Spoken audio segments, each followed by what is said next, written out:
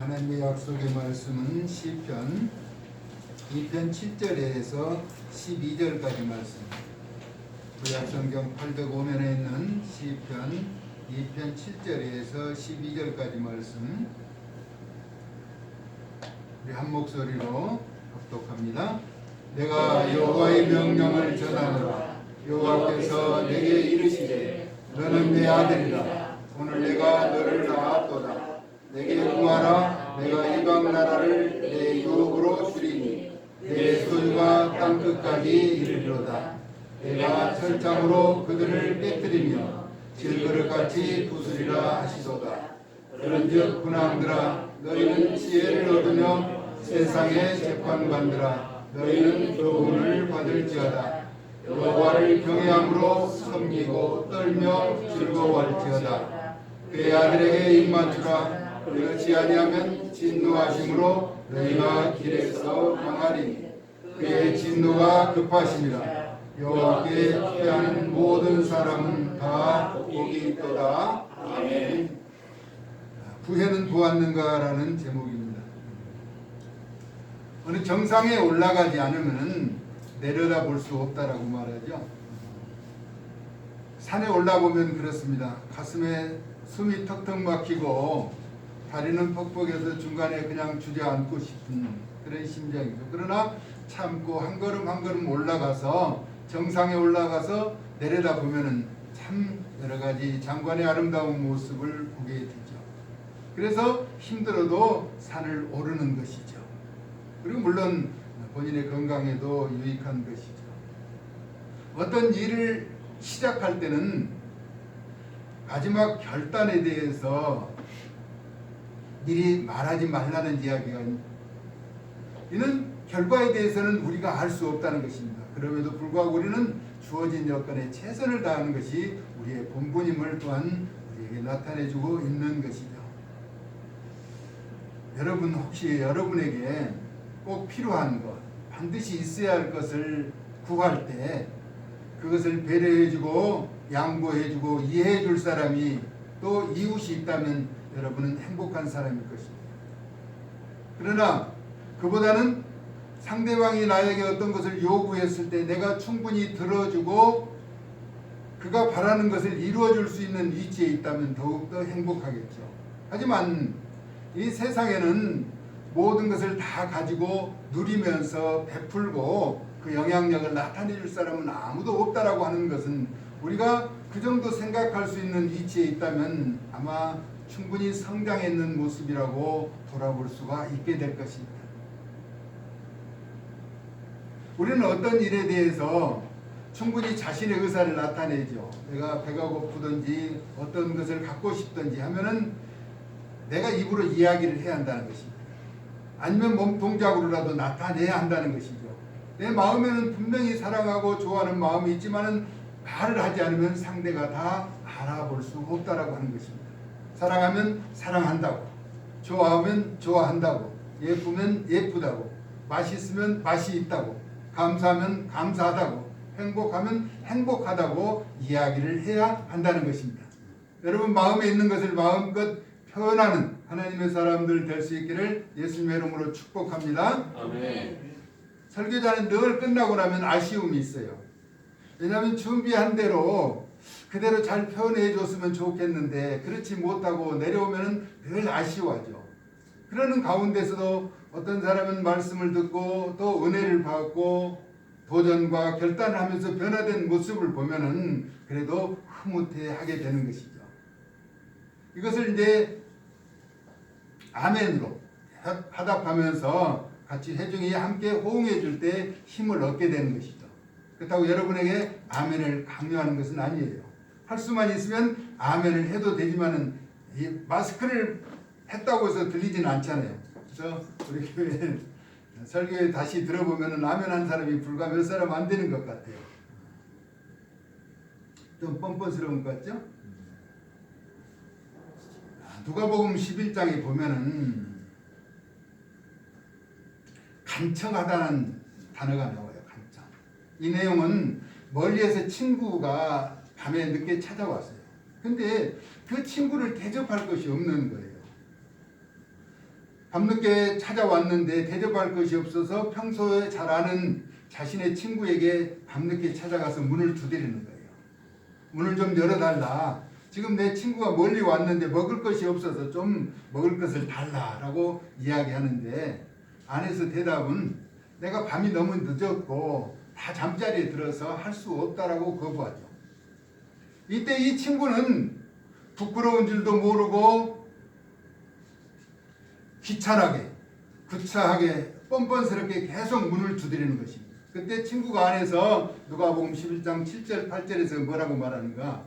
벗됨으로 인해서는 너와 나의 친구 사이로 인해서는 줄 수 없지만은 간청함으로 너무나 뻔뻔스럽게 시끄럽게 부끄러운 줄 모르고 귀찮게 문을 두드리기 때문에 내가 일어나서 주겠다라고 말하고 있는 것이죠. 이와 같은 사실에 대해서 우리 예수님도 기도할 때 이렇게 하라고 말씀해주고 있는 것이죠. 사실 아들이라면 내 자녀라면 몇 번이고 일어나서 주겠지만은 내 이웃이나 친구는 사실은 그렇잖아요. 한 달이 걸러 천리라고. 그러나 그렇게 뻔뻔하게 문을 두드리고 구하기 때문에 준다라고 이야기하죠. 그래서 우리도 전도할 때 한번 오세요. 한번 기다립니다. 찾아오세요. 이렇게 해서 전도가 된다면 얼마나 쉽겠어요. 근데 강권하에 데려다가 내 집을 채우라라고 말씀하는데 이는 팔을 붙잡아서라도 데려다 채우라는 것입니다. 앉히라는 것이죠. 그것이 전도의 필요성이라고 하는 것을 우리에게 나타내주고 있는 것입니다. 여러분이 가정이 큰 부자라면, 아버지가 큰 부자라면, 가족이 큰 부자라면 여러분은 어떤 것을 구하겠어요? 무엇이든지 구하면 죽는데 어떤 것을 구하고 싶겠는가라고 묻고 싶습니다. 세상을 통치하는 군왕은 자기가 다스린 나라 절반이라도 주겠다는 표현을 가끔 씁니다. 그런데 오늘 우리가 읽었던 시편 내용은 이방 나라를 주겠다, 땅끝까지 이르게 하겠다라고 말씀하고 있습니다. 우리의 유업이 되게 넉넉하게 주시겠다는 것입니다. 그리고 대적하는 자는 철장으로 질그를 두순같이 대적해서 없애주시겠다라고 우리 하나님께서 우리에게 말씀하고 계시는 것입니다. 여러분, 우리 하나님은 세상의 군왕들과 달리 크고도 위대하시고 존귀하신 분이라는 것입니다. 그러면 이와 같은 대접을 받는 아들의 자세는 어떠해야 하는가 하는 것입니다. 무엇이든지 아버지에게 달라고만 하는 것이 아니라 내가 갖춰야 할 자세는 어때야 하는가? 거룩한 산 시온에 세워진 하나님의 왕으로서의 역량을 나타내야 한다는, 다시 말하면 하나님의 체면을 손상시키는 그런 모습으로는 살아서는 안 된다라고 하는 것입니다. 우리 예수님은 하나님의 체면을 한 번도 손상시킨 적 없죠. 오직 하나님의 영광을 위해서 살으셨다는 것입니다. 그리고 자신의 몸을 십자가에 내버리시기까지 순종하셨다라는 사실을 우리에게 가르쳐주고 있죠. 그러면서 오늘 10절 이하에서는 이렇게 말합니다. 군왕과 재판장들에게 지혜와 교훈을 받으라라고 말하고 있죠. 그리고 여호와를 경외함으로 섬기고 떨며 즐거워하라라고 우리에게 말씀하고 있습니다. 에레미야 선지자를 통해서 우리에게 말씀하고 있는 내용이 에레미야서 13장 15절에 너희는 들을지어다 귀를 기울일지어다 교만하지 말지어다 여호와의 말씀이라. 여호와 하나님께서 우리에게 말씀을 들으라는 것입니다. 하나님의 말씀을 듣고 귀를 기울여 듣되 교만하지 말라는 것입니다. 늘 겸손하라는 것이 여호와 하나님의 간구와 명령이라는 것입니다. 그러므로 겸손한 자는 정중하게 전능하신 하나님께 예수님의 이름으로 구하는 것입니다. 구하는 것은 반드시 주신다는 것이죠. 명절이 지나서 얼마 명절이 지나지 않아서 명절 뒤끝 얘기를 한번 해보려고 합니다. 여러분, 세배를 하면은 자녀들이 세배를 하면은 세뱃돈을 주잖아요. 근데 세배하기 전에 이미 세뱃돈을 줄 것을 미리 준비해 놓죠. 저도 애들이 와서 이제 세배를 할 때 미리 몇 자 적어서 세뱃돈을 준비해 놓고, 그럼 언제 주느냐? 세배를 했을 때 준다는 것입니다. 이미 주려고 다 준비되어 있다는 것입니다. 그러니까 세배를 하면은 그 세뱃돈을 주는데, 우리 하나님 앞에 우리가 기도하면 하나님께서 우리에게 응답해 주시려고 준비하고 계신다라고 하는 것입니다. 아멘. 할렐루야. 아멘. 그럼 우리는 기도만 하면 되는 거예요. 어떤 건설 회사를 크게 했던 분이 한 유명한 이야기가 있습니다. 직원들이 어떤 일을 시키면 힘들다, 어렵다, 안 된다, 못한다 이렇게 이야기를 하는 거예요. 그러면 시작은 해보았는가? 라고 묻는 거예요. 시작이라도 해보았느냐? 시작했으면 최선을 다해보았느냐는 거죠. 그래도 안 되면 어쩔 수 없지만 하지도 않고 안 된다 할 수 없다는 것은 아주 불합리하다는 것이죠. 인생에서 가장 실패자, 안타까운 실패자는 뭐냐면은 시작도 해보지 않은 사람이라는 것입니다. 시작해서 때로는 실패할 수도 있는 것이죠. 실패는 또 다른 성공의 어머니라는 것입니다. 그런데 시작도 하지 않으면은 성공할 가능성이 전혀 없다라고 하는 것이죠. 포기하지 않는다. 어떤 일을 하고 포기하지 않는다면 반드시 결과를 이루게 될 텐데 갈라디아서 6장 9절에 우리가 선을 행하되 낙심하지만 포기하지 않으면 때가 이름에 거두리라 라고 말하고 있습니다. 반드시 실행한 것은 결과가 나타나게 되어 있다라고 하는 것이죠.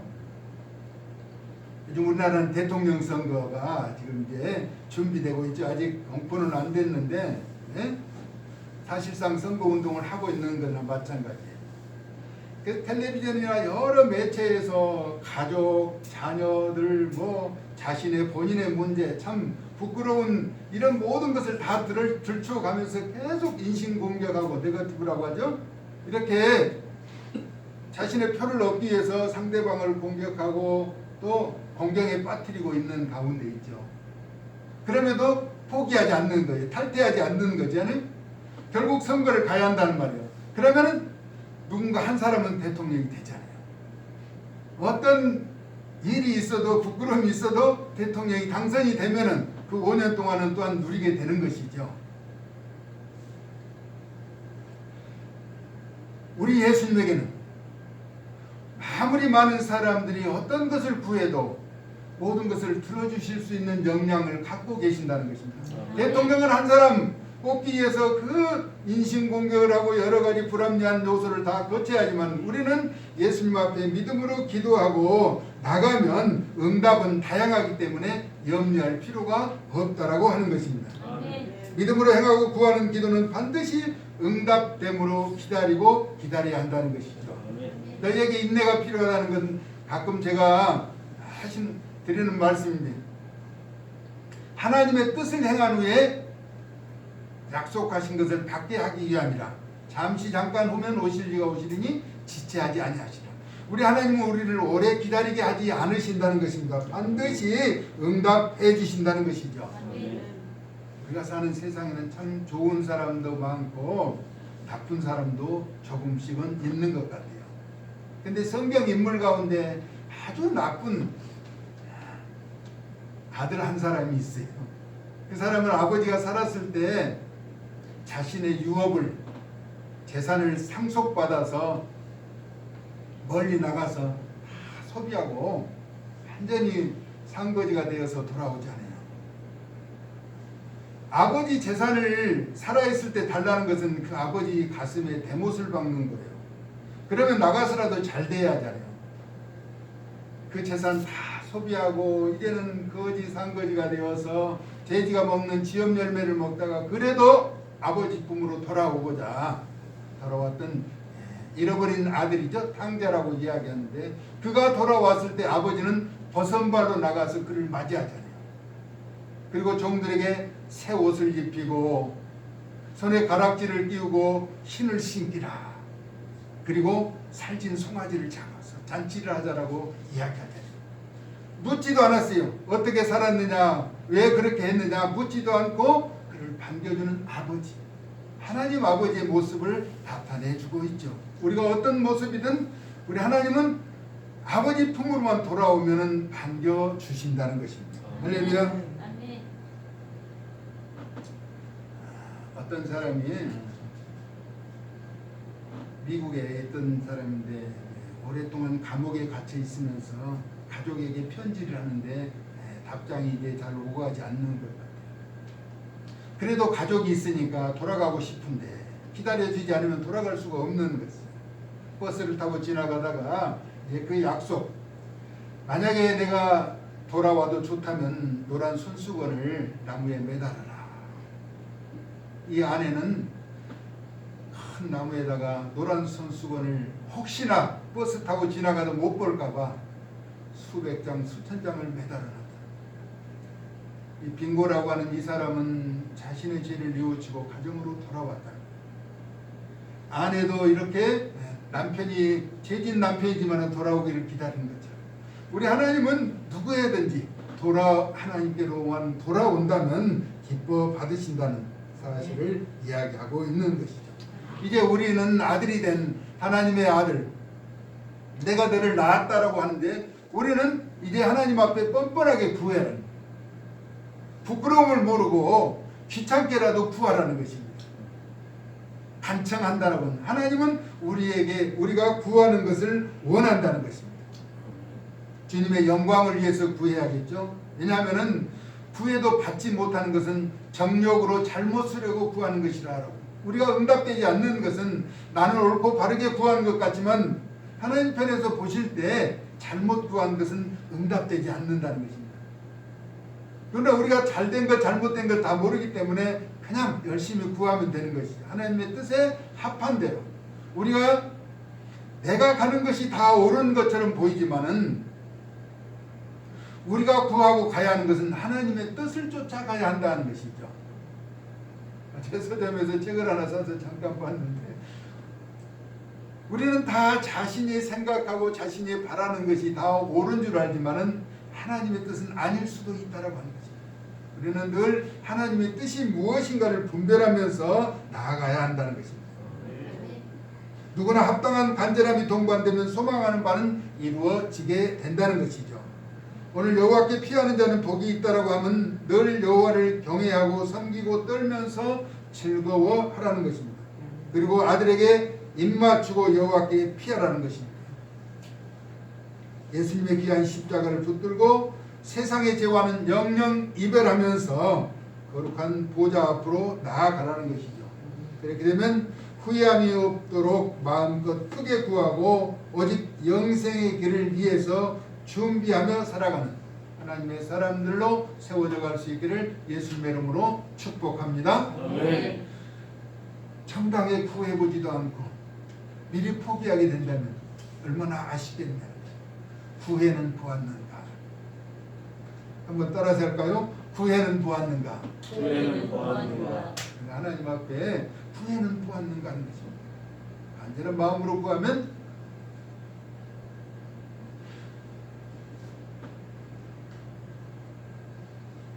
자신의 아들까지 십자가에 내어주시면서 약속하신 우리 하나님이 외면하시겠느냐는 것입니다. 합당한 기도로 구해서 풍성하게 받아 누리면서 하나님의 기쁘신 뜻을 이루어가는 구별된 하나님의 사람들로 세워져 갈 수 있기를 예수님의 귀하신 이름으로 축복합니다. 네. 살아서 역사하시는 고마우신 하나님, 은혜와 사랑 무한히 감사를 드립니다.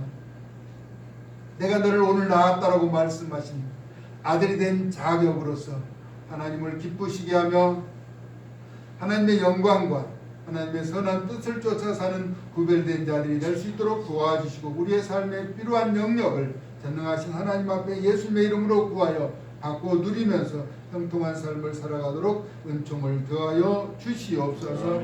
예수 그리스도의 거룩하신 이름으로 축복하고 기도 올리옵나이다.